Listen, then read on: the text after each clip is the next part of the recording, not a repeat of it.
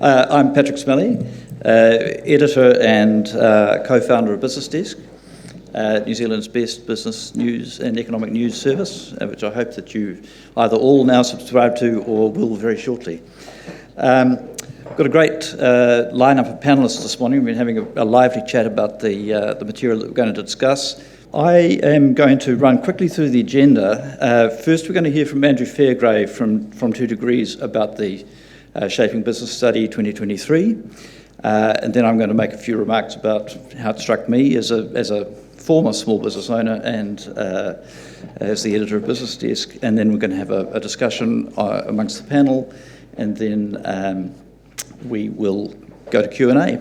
So please feel free to challenge and to delve into some of these findings, because ultimately, they seek to reflect what the people in this room are thinking at the moment, and to the extent that they've raised questions for you, please do take advantage of the people we have on the stage. So I'm going to welcome Andrew Fairgrave to give us a run-through. Andrew is the Chief Business Officer at 2degrees, and has been previously in a variety of roles at Jetta Group, held senior roles at Vodafone, Alcatel-Lucent, Nokia and IBM, and is across the full detail of the study. Andrew, over to you.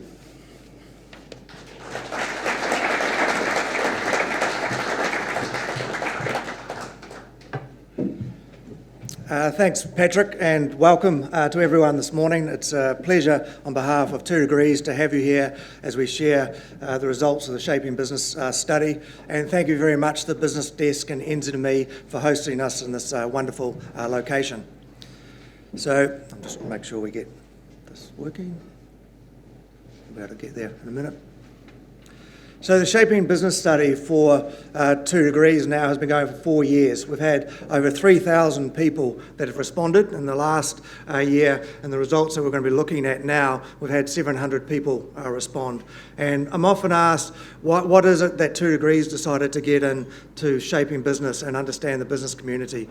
Well, as a business, we have been the result of over 26 mergers and acquisitions over the last 20 years. We've had people in the organisation who know what it's like to struggle to pay the payroll. We've had incumbents who want to stop us from launching in the market, to where we are today with 1,800 people. We've got over 2,000 mobile sites in the network, 400 in partnership with the Rural Connectivity Group. We've got over 4,000 kilometres of fibre, and we're redefining ourselves as a software-defined business. And I say that because it's particularly important as we go through this to make sure we support productivity in New Zealand. So this first slide here is we've broken the survey down the last 4 years to look at you're either starting your business, you're surviving, you're thriving, or reviving. And we started it as we're in COVID, and you can see that as we exit this year, we're in a slightly better position than what we were in 2021. Some of my takes out of that are, a lot of it is to do with the feeling around coming out of the pandemic. And we've seen a shift away from focus on cash flow and skills to moving into a focus on skills and how we use tools and how we upskill people in the marketplace. The other thing that is interesting when you look at this, and it's proportional to New Zealand businesses. So when we're looking at the 3,000 people, it's proportional to New Zealand business. Most New Zealand businesses are around the middle SME size or smaller. But we are seeing a small uptick in the thriving piece, and we are seeing in the reviving an uptick. A lot of the reviving has actually become from the hospitality industry, who can actually get back into business. But I think when you look at this, you can really take a sense away that there's small signs of green shoots in the New Zealand economy, which is quite interesting versus what we're hearing of the impacts of inflation and the likes in the marketplace. This next slide here around optimism is also important. We are still a long way behind where we are in 2020, where we were in 2021, but we can see an uplift here as well. So people are starting to feel a little more optimistic as we move forward. In the details of the survey, which you'll all get access to, you'll be clearly able to see where that's coming from. Why are people feeling a little more optimistic? What does the opportunities mean? And in the next few slides, I'll cover that, because really what it said to me is that we're coming out of COVID and people do want to move forward. The borders are opening, maybe not fast enough for everyone, but we're starting to see business getting back to usual. So you can see that although we're seeing optimism, although we're seeing green shoots, it's really still quite low numbers relative to where we'd like to see the overall economy. And there's still challenges around recovering, getting profits back to where businesses are needed to be. And this particular piece around leadership and new insights, I think that's one of the things that keeps on coming out of the survey, is we really need to focus on supporting leadership, understand how to use technology to drive productivity. So while this year it was very clear that the focus was on skills and upskilling people, there was not so much focus on actually using productivity tools and using technology. As a country, we really need to start focusing on supporting people to understand that so we can really drive productivity. This next slide here about if you're feeling less optimistic, probably no surprises. The whole thing around inflation, reduced consumer spend, an overarching sense of compliance and the cost of compliance for businesses in New Zealand. Probably the first time in the survey that we really have started to see things come out extremely strong, particularly around tax. And one of the things from my own perception as a country, we're not going to become a wealthy country through taxing everyone. We need to look at how to get New Zealand to be more productive. The labour shortage piece is quite low relative to what it's been in the last few years as we've opened up. And with the latest data that came out yesterday, I think we are starting to see a softening in the market there as well. So when you're looking ahead, some of the trends, really well balanced here about whether you're going to be able to grow your revenue. I think it was positive to see that 50%, but then if you look at the other side, there's still 50% who are unsure or saying no. And relative to going forward and kickstarting the economy again, I think it's very important. When you look around the rest of the world, I've been fortunate enough to do a little bit of travel recently, the rest of the world is open for business. They're trading as if COVID didn't occur, they're looking to engage with each other, they're leveraging supply chains, and we've got to get moving, else we'll get left behind. Here, another interesting stat that came out, not surprising as well, 87% of businesses have had inflationary costs incurred in their business. The thing that is probably more surprising is only 60% of those businesses have passed on those costs. So when I look at that and think about what's ahead of us, I think it's probably unrealistic to assume those businesses can continue not to pass on those costs. So there is going to be consumer price pressure still to come in the next 12 months and 18 months. We've got to make sure all our business can generate margin and be profitable so they can continue to invest. But inflation is still a real pressure. I mentioned compliance and I mentioned tax, and that came out very strong. But it's not just tax, it's also around what government are doing with wages. Ute tax came out quite strong. And then also just looking at the costs of inputs. And if you look at the supply chains, New Zealand's a long way behind the supply chain model. We're actually getting a little bit left behind just simply because of our geographical location, where we're based. Obviously you get planes here and ships here, and if there's other routes that are better served, that's where they're going to go. So one of the things I think collectively we need to work on is how we reduce compliance for businesses to ensure that they can survive and focus on what they need to be focusing on and not on compliance. So what's driving higher productivity? So the key things that came out, staff, training and tools.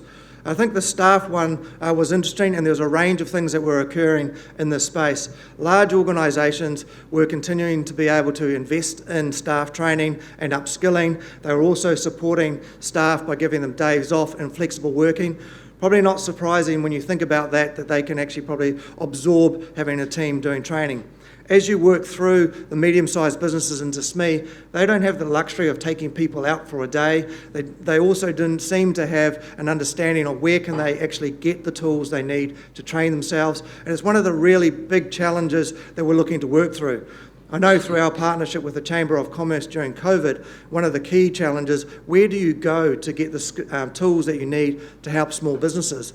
So one of the things that we're looking to do to try to help is we're going to have a digital acceleration program where we offer businesses a chance to do an audit, a really simple audit, a 10-point questionnaire that you can answer. So at least then you can start the conversation, because one of the things, as I mentioned earlier, is clear. Many business leaders don't have the time to stop and think where to start, and many of them don't actually know what's occurring around them. And one of those things, if you look at the speed of AI and what's occurring there with generative AI, I think there's a lot of people who are going to miss the opportunity. And if you look at where funding is going at the moment, most of the funding in the world is going into businesses that are moving in that space.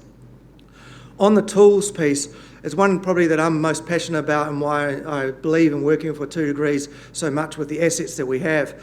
I mentioned earlier that we're transforming to a software developed company, and the reason why we want to do that is to ensure that we support businesses be productive.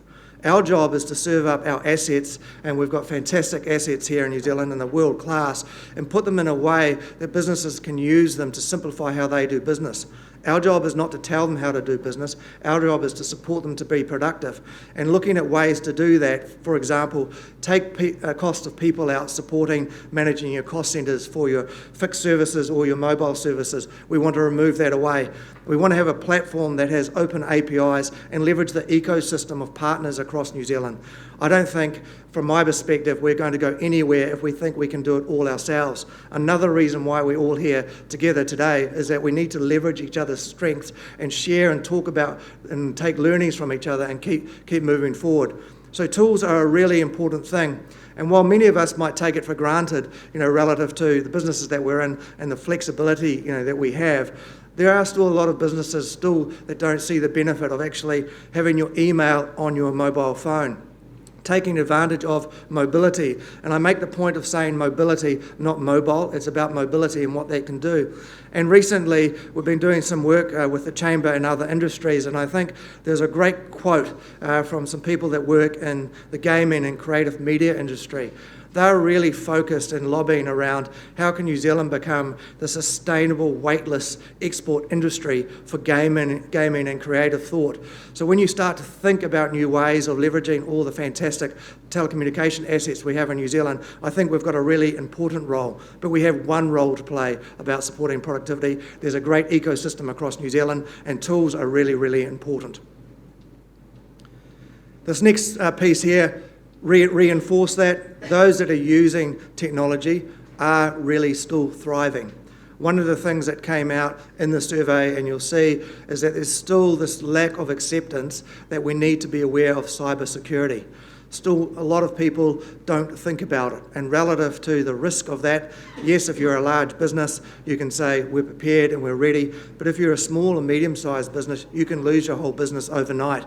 And so we need to really focus on those aspects of what we're doing.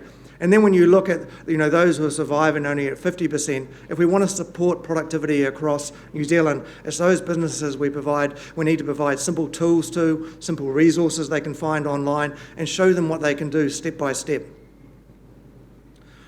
So the outlook, it is improving. There is a bit gloomy, but it is improving, and it was quite surprising to see the optimism and the slight tick up. But I am an optimist, and I think one of the things that we all need to do is, if we look up and take advantage of the assets we've got, we can keep moving forward. But the pressures don't go away. So inflationary costs are there. Consumer spending is still, a challenge. It is nice to see in other parts of the world. I see in Europe, inflation is now down to 5.3, and it's the first quarter, I think, in 8 or 9 quarters are starting to see growth. So we are starting to see the rest of the world starting to move. But it is a challenging business environment. And I firmly believe by using surveys like this, creating a conversation and working collectively, we can keep moving forward. So thank you.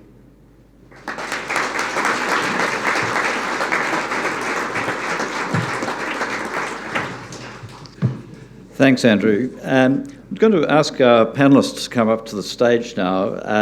First, can I invite Josephine Gagan up?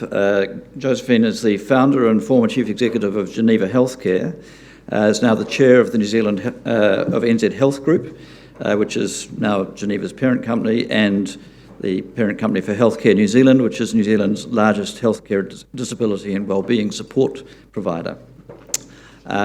We also have Carmen Vasilich, who is a leader in the field of data and technology, being the founder and CEO of Data Insight and Velocity and Generate Zero, who helps businesses to use data to drive growth, make informed decisions, using data analytics, artificial intelligence, machine learning, and so forth, and has a significant international business as well. Our third panellist is Andrea Scown, who is the Chief Executive of Mitre 10 New Zealand, otherwise known in my family as Dad's favourite shop. She's been in that role since March 2021, which means that along with Greg Foran, who also started in March 2021, she is the very definition of a COVID-era CEO. And finally, we have Mark Callender, who has basically been there and done that over the last 2 decades in New Zealand's increasingly competitive telecommunications market. As head of Vocus Group New Zealand, Mark led the merger of New Zealand's 2 challenger brands, Vocus and 2degrees, into a merger and became CEO of that enlarged merged company once the merger was complete. So thank you all for joining us this morning. I thought I would start by making a couple of comments of my own and then go round the panel and ask how what stood out for you from the survey. So I guess as a small business owner now owned by a larger business, it certainly resonates for me that small businesses, who are the majority of this survey, and obviously are the majority by a long chalk of New Zealand businesses, do tend to find it harder to thrive in difficult times. They have smaller capital base, less to fall back on in terms of their governance and the depth of their teams, and often are in a position. I've certainly been in the position many times myself during difficult times of spending time awake at night thinking about payroll on a fortnightly basis. Having said that, I suppose the other thing that really struck me was that the margin squeeze is very real. So maybe that's 60% plus of thinking or intending to raise their prices, but intending to raise your prices is not always the same as actually achieving it. But everybody is clearly, a larger proportion of businesses are experiencing increased costs. It's very hard to be profitable when you've got high inflation. And so I guess while it's not reflected in this particular survey, one of the things I would anticipate, and one of the reasons why I think we're seeing some green shoots, is that even if interest rates were to rise a little further, which I personally doubt will happen, particularly after yesterday's labour market data, I think at least people today, looking over the horizon, which is what you always have to do as a business owner, are saying, well, I kind of know that this is as bad as it gets. And so we can see the labour market starting to become a little easier. These results are from May, June. We're now in early August. That's a trend I see everywhere, people saying I can find staff again. It's still hard to find really good staff in some industries, but it is getting easier. The one thing that did really strike me, though, it just surprised me a bit, I guess, is that while the survey finds a laudable focus on people and skills, only 2 in 5, if I'm reading the results correctly, only 2 in 5 of the businesses surveyed are proposing to invest in the next year. And what that says to me is that people are thinking about staff as a cost and capital investment as something they can't do, which is probably partly about capital, but may also be a misunderstanding about or a lack of knowledge about the potential to make a business grow faster and be more efficient and profitable by having a greater focus on technological solutions. Because productivity is not just people, and as most of us have found during the pandemic, not having enough people has forced us to think about tech solutions. I guess my little concern or challenge to the group would be, as the labour market softens, are we just going to go back to the good old New Zealand way of saying, well, just hire another person, because that's like a cash flow issue. It's not. I don't actually have to come up front with some capital to make that happen. And if we keep running our businesses like that forever, we will keep falling behind. The only other comment I'd make, because I was asked to give a bit of a general point of view about how I see business conditions, rightly or wrongly, I think business owners would tend to see a change of government to a centre-right government as being a positive thing for business. It'd be a more business-friendly government. It'd certainly be, I can't guarantee it'll be a less chaotic government, but this government has become quite chaotic in recent times, and that doesn't help. You always see investment intentions pulling back a bit prior to elections. My personal view is that we are going to see that change, and I would be very interested to see whether we see just a bit of a mood lift as a result of that, if that occurs. Anyway, can I start with you, Jo? What struck you? Thank you, Patrick. Can everyone hear me? Yeah. Quite a lot of it actually really resonated with me, but I guess businesses that are using technology are thriving. That was something that really struck me. We're an organisation of 12,000 people, and about 10,000 of those people are deployed every day to multiple locations. And so we've really had to look hard at our productivity and leveraging that technology for us to be able to do that more efficiently. And that's really made some massive differences, not just our productivity, but our whole customer experience. Thank you. Carmen? Yes, thank you. Good morning, everybody. Building on what Jo said, I think as obviously I have a bias of technology and data, so it's no surprise to me that those are the businesses thriving. And, you only have to look at the data. The most valuable businesses in the world are built on data and technology. It allows them to scale. It allows them to compete even without products, whether, the global examples of Airbnb, Uber, even if you look at what Amazon's doing, they don't have to have products. They don't have to have more people, and they can compete globally at massive scale. And I think that's where change has happened so fast. And for many of us, I think we were sitting in COVID and lockdown and waiting for the commencement again. And I think those that invested in tech and digital really, really quickly in that period and accelerated their digital are really thriving now. And we can see that. And those that did a pause or did a hold are the ones that are now recognising that to compete, if your competitor embraced technology and data and you didn't, then they're now getting ahead of you. And I think that's probably, there was a few surprises from the survey, certainly the cyber one, which I think you'll probably likely bring up. But, that the fact that those surviving and those thriving are driven by technology and data, especially if you get on planes and go around the world. You mentioned we work in India. It's a different conversation with the banks we work with in India today than it was 3 years ago.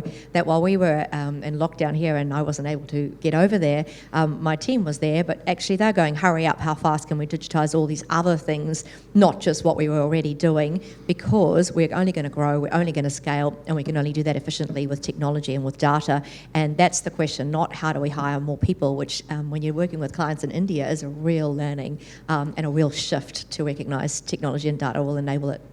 I think it's interesting. If I look at Mitre 10's journey, we felt very proud of how quickly we responded as COVID struck. I mean, we've got just over 8,000 team members across our business, and if we included Hammer Hardware, that's over 125 stores. We adapted, like most people in this room probably did. You can high five yourselves with the use of Teams. The big things you did there. We rolled out SharePoint to try and have an ability to share documents and information. A lot of team had mobility anyway in terms of being able to do certain tasks on the floor, but frankly, they're probably relying more on our own public website than internal great data. But we kind of got through that, but we learned a lot through that as well in terms of we'd had ambition to do a more fundamental change of all of our foundational technology. Suddenly having 114 stock files across New Zealand wasn't really helpful when you're trying to get a central view around supply chains and things. So we really accelerated what we'd planned to do anyway, which was the hard stuff, the not sexy stuff around getting data sorted, moving to centralised platforms. We've done the big SA ERP thing.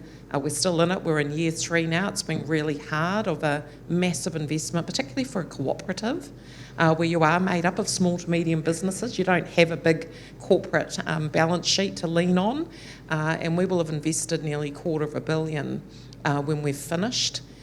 So that's probably been the big learning for us. I think for a lot of businesses you did a bit when you had to, but to actually take that, have that ambition, set that strategic goal to actually get all the hard stuff done and right is something that's a harder thing to, it's a bit of a bigger leap of faith, but you actually have to do it.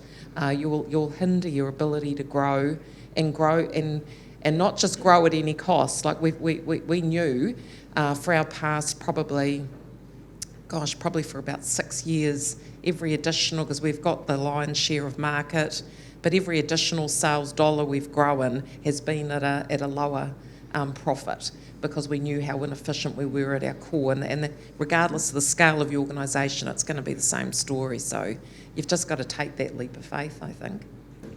Mark. Yeah, thank you. I'll be sure to update my LinkedIn profile to been there, done that after the session. So thanks, Patrick.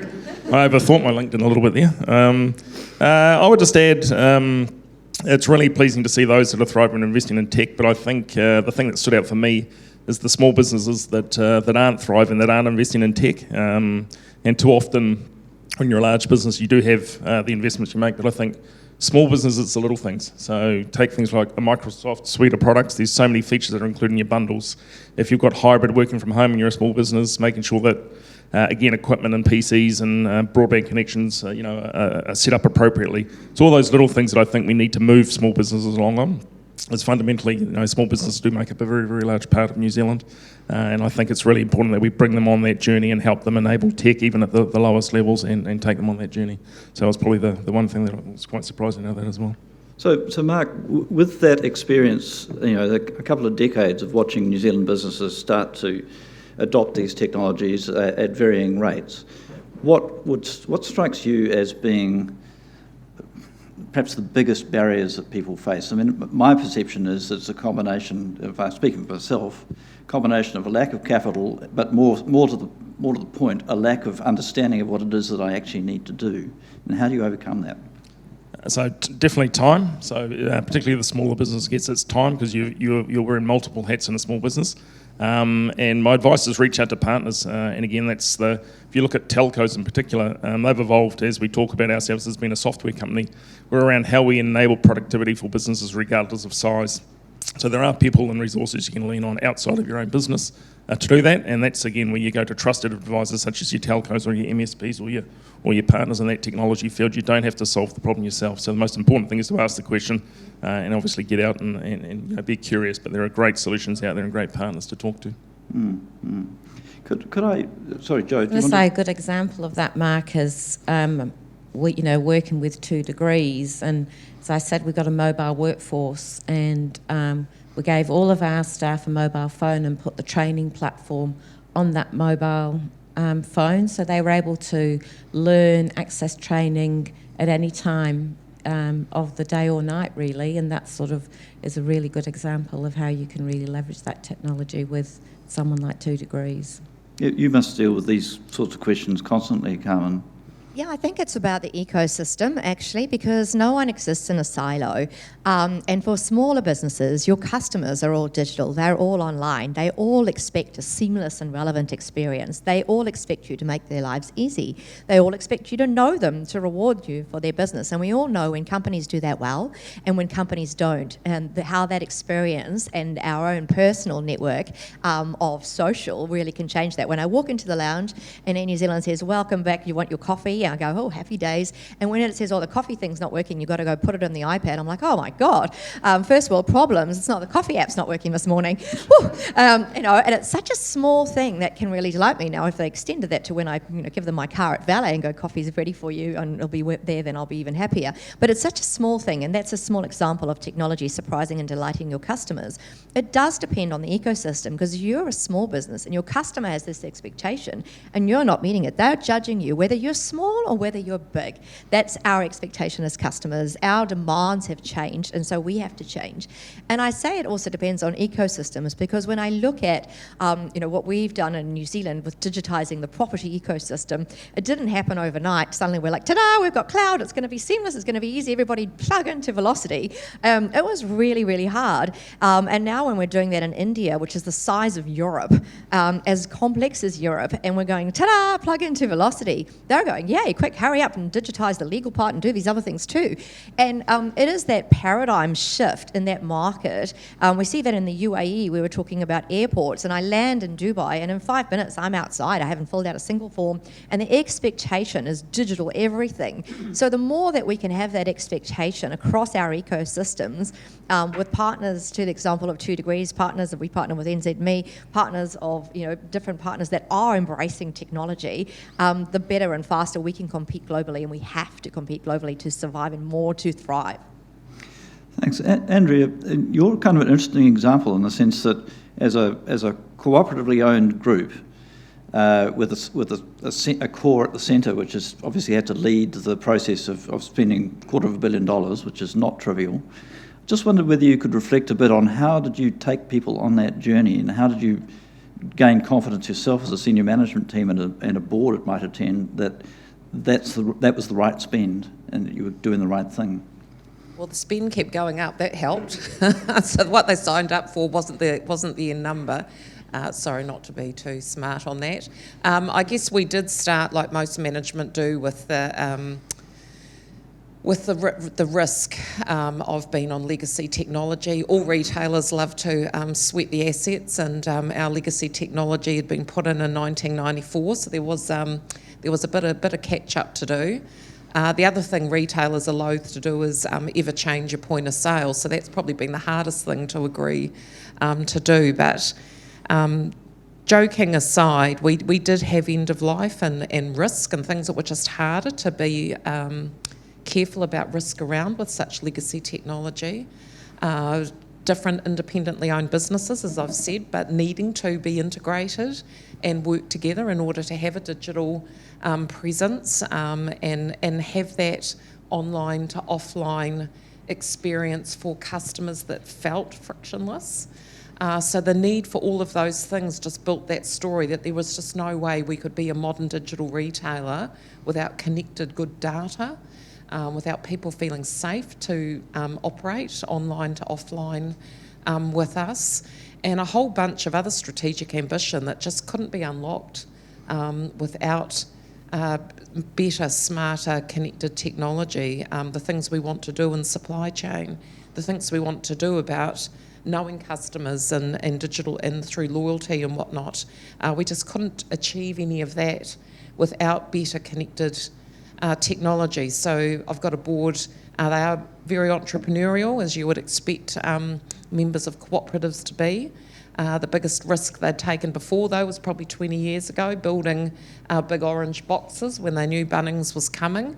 And they would have been mortgaging up the family homes and everything to do that then. So this was on a similar scale. It's ended up being on a similar scale of investment, but even the first numbers we started with were big numbers. And it's quite difficult to convince everyone in a membership. People feel far more safe about investing in buildings and land, and to invest in something that's, and then when the whole conversation of being in the cloud, that was something else again. It was like, can't we own our own on-premise? No, we're not doing that. So I think it's been a bit of a journey, and it hasn't been easy, but I think having a strategic vision and plan for the business we want to be, what it's going to take to continue to be relevant to Kiwis, and to be a modern digital retailer. They bought that vision, they share that vision, they've helped build that, and I think that's what's got us there. But it hasn't been easy, and every time things aren't going so well and I'm back in front of them, hopefully we're through the worst of that 3 years in. It's been hard conversations every time, but the visions never stop being valid. It's just then been around capital, how will we do it? As you say, in a member-owned cooperative, I don't have a great a great big balance sheet sitting at the centre. I'm actually a cost to their businesses. So while they look to me to provide the leadership and the infrastructure and make things happen that they can share, they're actually having to invest in that directly. So that's been quite big to bring everyone on the journey with that. Just in terms of your business, ultimately you're a people business above all. When it comes to sort of personal service, there's nothing more personal than being cared for in a health context. Yeah. So what's the tech piece for you beyond? You've described giving people a mobile phone, but how do you enable productivity in such a large workforce with some very complex issues to deal with?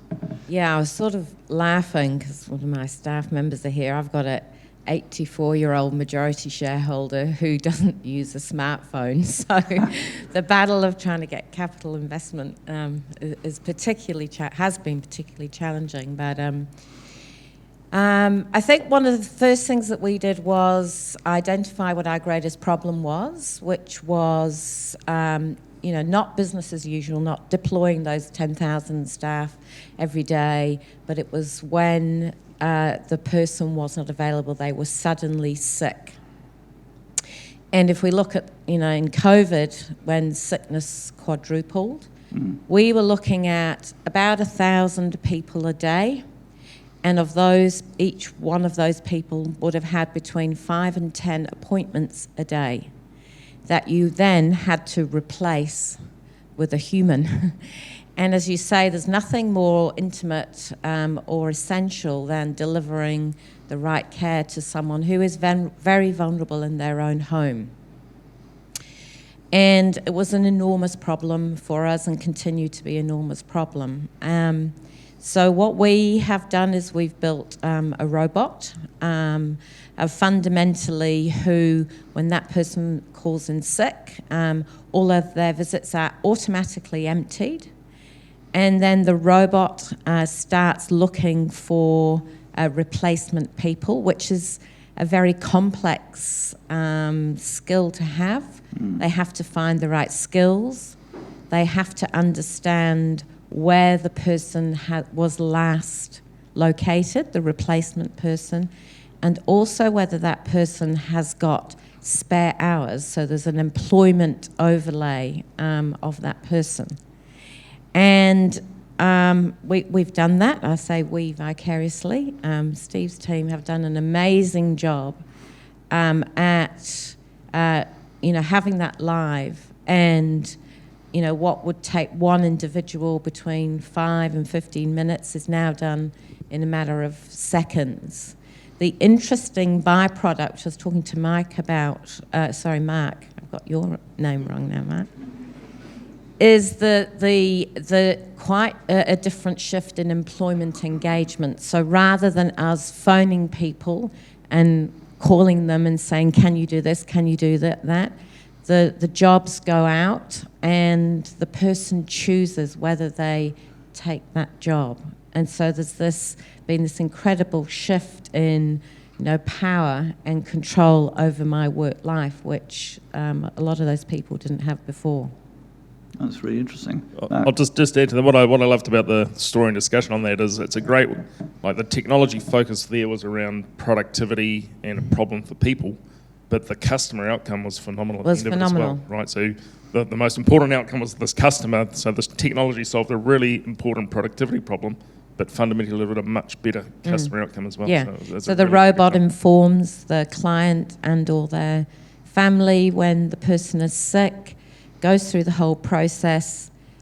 When the visit is replaced by the right person, it informs the client, but it also informs the person who called in sick, because one of the other issues we were a very unionised workforce, was that people weren't taking sick because they were too worried that their client wouldn't get care, and in some cases that was real. And so at the end of the process, the robot sends a message to the person who's sick to say, great news, we've replaced you, and so you can go and be unwell and not worry about your client. Imagine if we had local fibre companies that thought like that. It'd be quite scary. Don't perish the thought. And in terms of improved productivity, lowering overhead, one of the things I would say is that we did that over, I think, a 6-month time frame, but we'd spent 2 to 3 years of investing in our data warehousing and our data cleansing. So whilst it seemed a very quick, easy project, it was 2-3 years in the making in terms of putting that investment into our warehousing. Carmen, I can see you want to come in here, but I also wanted to ask you if you could just reflect a little bit on that capital issue. How should people in this room running smaller businesses, maybe with not a lot of capital to spare, maybe a bit intimidated by the need to make that investment, how do you do that on a budget?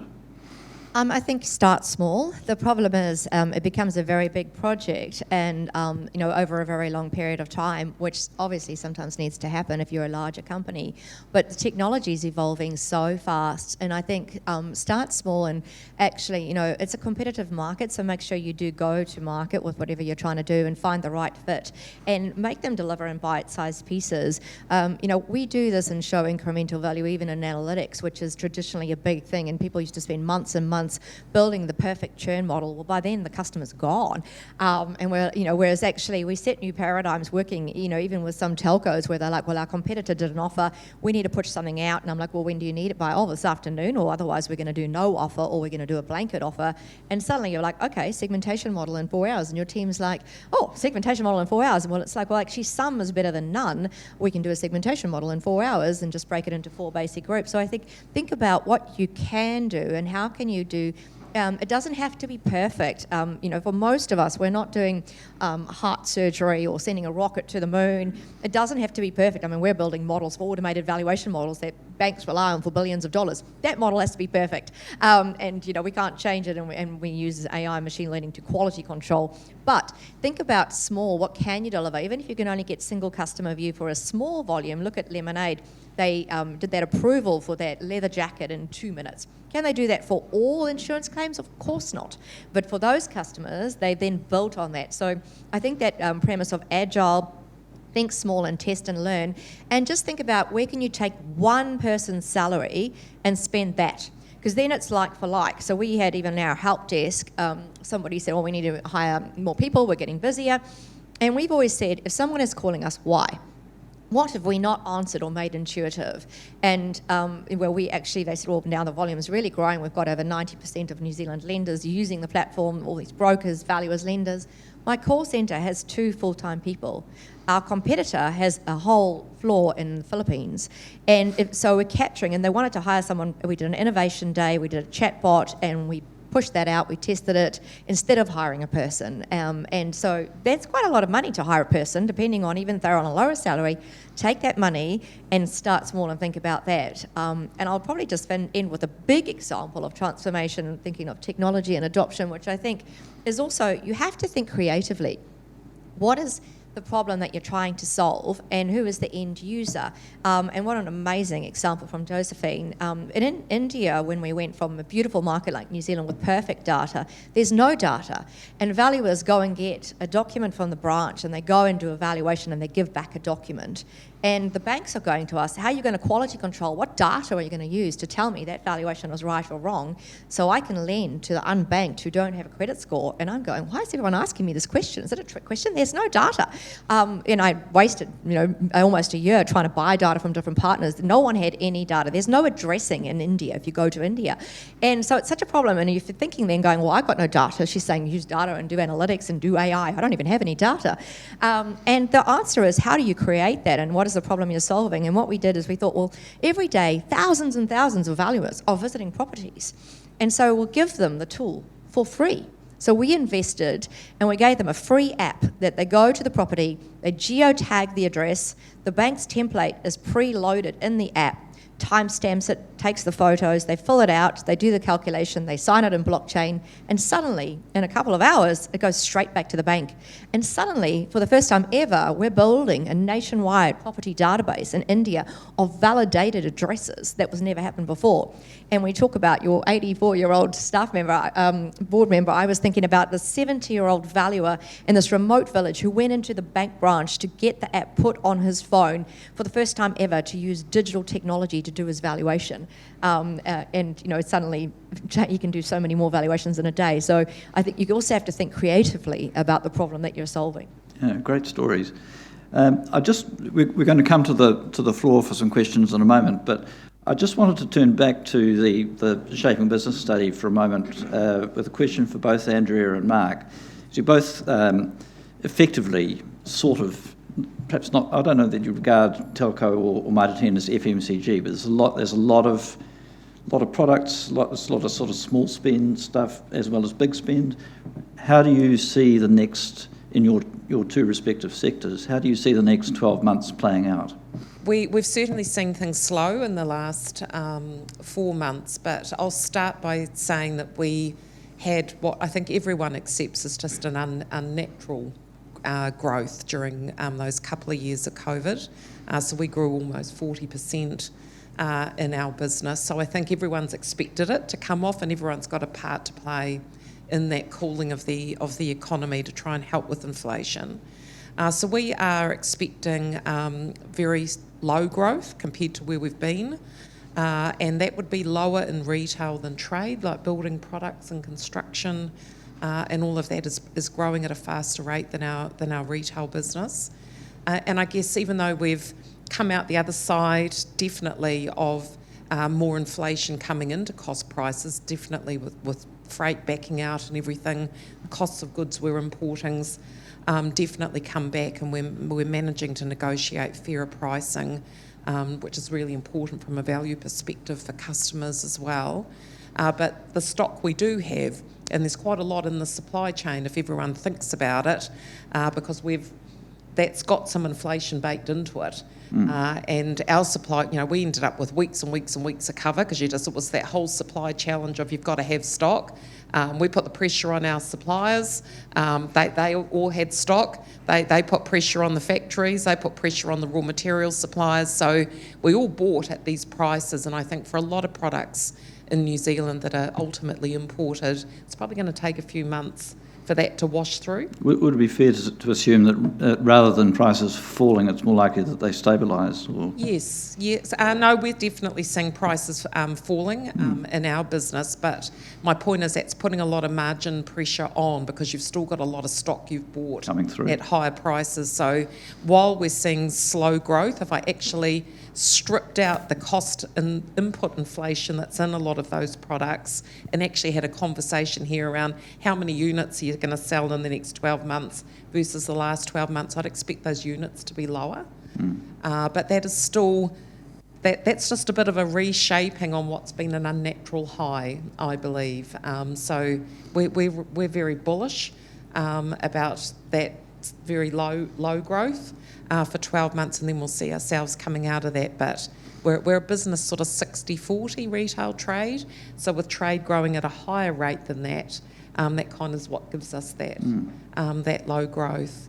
But yeah, I think we've all got a part to play in just letting things restabilise. Thanks. Mark? So yeah, we're certainly seeing the war on talent ease, which is good. So the ability in some key sectors in IT and technology starting to get a little bit easier. So that's encouraging. The inflationary pressures are still real, so there are still high expectations out there. You have to retain great staff, and also, again, a lot of our input prices are still up. From a business performance perspective, we'll be thriving. You're no surprise to hear me say that. The good opportunity for us is, again, we're about business productivity, business enablement, and the way we are positioned in the market, we're a value player. So we see good opportunities as businesses of all sizes look to improve productivity and get better deals in the market. So we have some very exciting times ahead, some good investment ahead. Ourselves as users of technology will only increase. So again, what we're spending in technology to turn ourselves into a software company is, again, not to be underestimated. But we, from our perspective, we see good growth opportunities for our business given we're positioned in the market. But we, again, what I love about this study is it does give you a really good sense of how the wider business is, and I still think there are some tough times. I was talking around I was surprised at the level of cost increase across the businesses and how much of that is a lag. But in the survey, there was more than 50% had between a 10 and 30% increase in costs. That is really, really significant. And it's always easy to say pass on costs, but anyone that runs a business, it's not as easy as pass on costs as you think, and these can often be unintended consequences as a matter of doing those changes. So looking bright, but I think we've got still some tough times ahead. Thank you.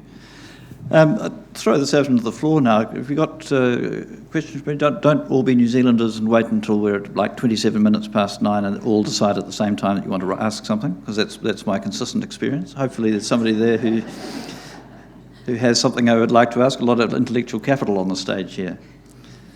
Otherwise I'm going to ask you something. So who here is finding it easier to find labour? You just raise your hands. Only one person? A couple of people? It's still reasonably difficult to find people that you need? Okay, that's interesting. And who here is planning to spend some money, some capital on something productivity enhancing, not on people but on tech of some kind? Well, what are the rest of you up to? Michael? I'd be interested from the panellists. Generative AI is obviously a key topic at the moment. Really, are the panellists doing things that they're happy to share and talk about? Yeah, questions about generative AI.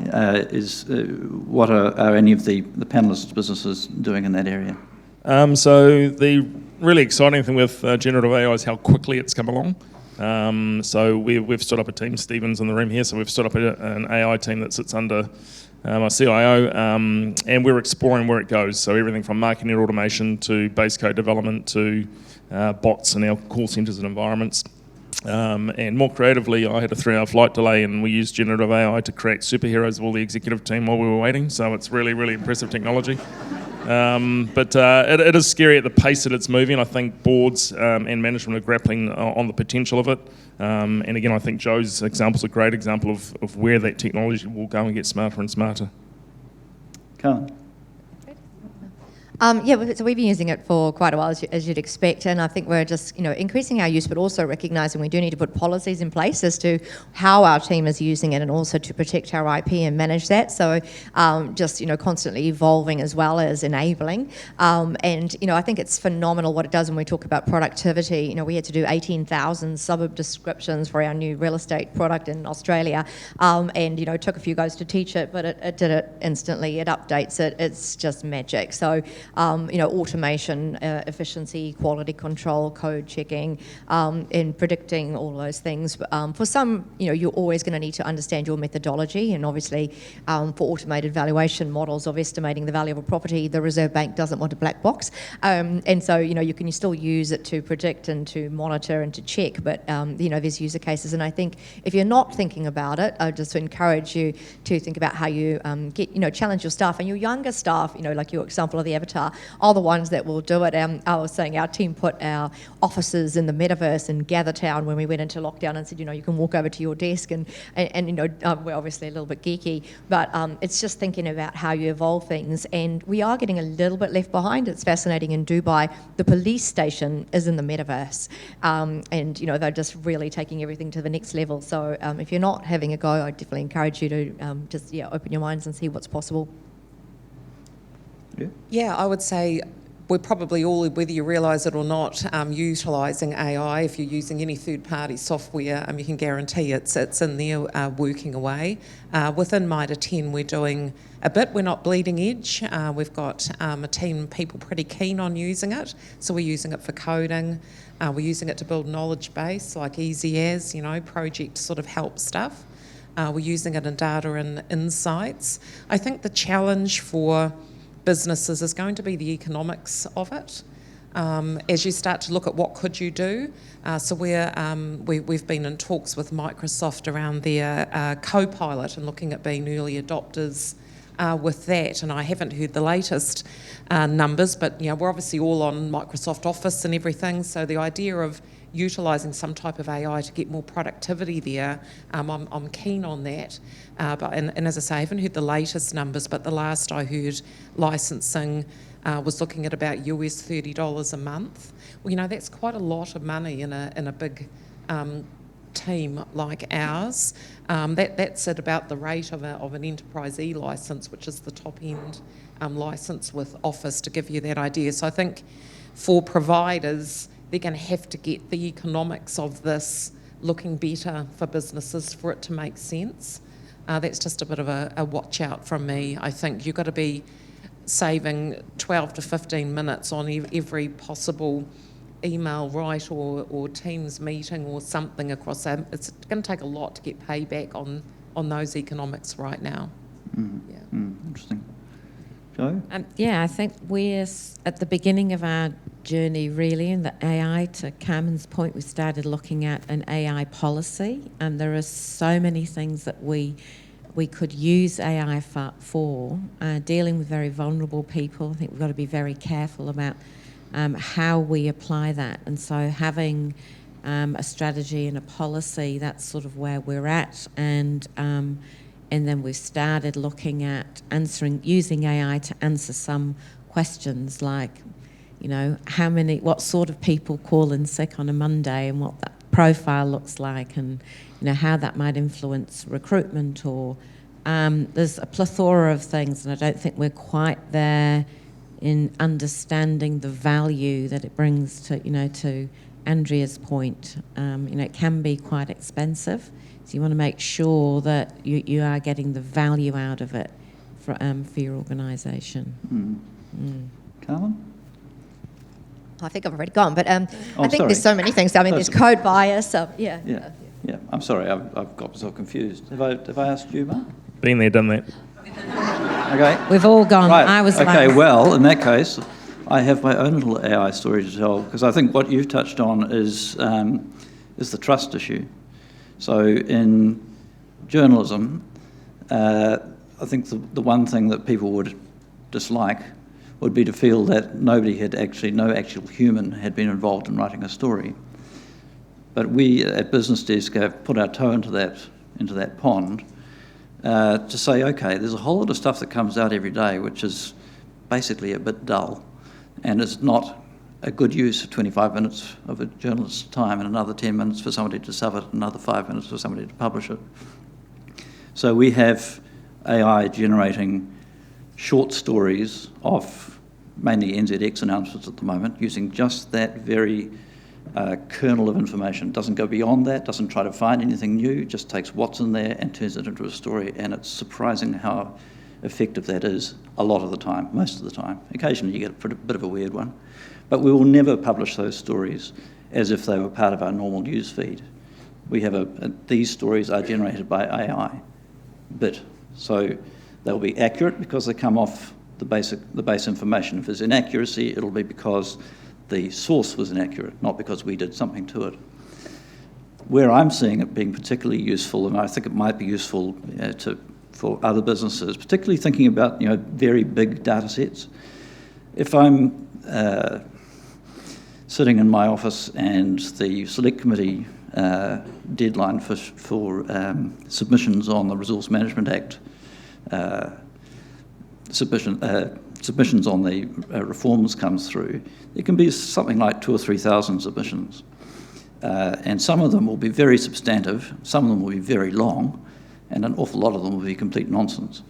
So where do you start? If I do that as a human, that's going to take me far more time than it's ever going to make sense to actually write the story. So what we're also starting to look at is, can you run an AI, generative AI program over 1,700, 3,000 submissions and say, what are the big themes here? Who's saying what about what?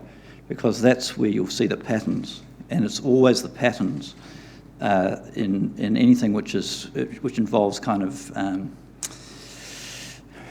it's not just data, it's also views and opinions and nuance, which I hope we're going to be able to use AI to help us with. I think you touch on a really good point, though. You have to put the information in, and then you get the information out.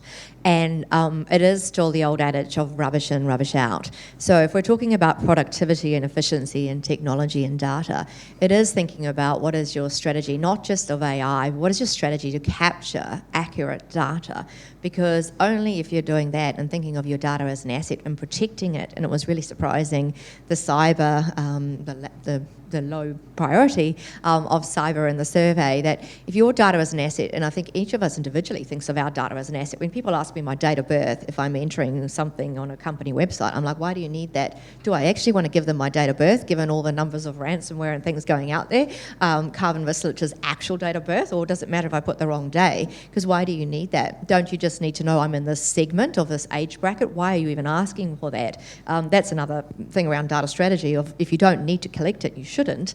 But also actually thinking about collecting and actually protecting and thinking about in your business, digital means data, but it doesn't mean suddenly buying technology that's going to be an enabler if you don't have accurate data. So it's very boring, it's unsexy, as I think my attendant was saying. It's not this exciting stuff, but we often get called in, certainly my data insight company, to say, well, we want to do AI and machine learning. Okay, what data you get? Oh, you don't have single customer view. Okay, and we've got a few hygiene things that are unsexy to get to the sexy bit. So think about where are you at. Obviously, you need to catch up and start thinking about data as a tangible asset, and then that should also be able to support your investment going forward. Well, thank you everybody for joining us today. I was a bit worried last night when it was hailing. I thought, who's going to get up early enough to come to a breakfast when it was as unpleasant as it's been? So I was terribly pleased when I heard the news at 6 o'clock say that it was going to be fine in Auckland, and of course it's going to be like this till summer. So, things are looking brighter already. Thank you very much for coming.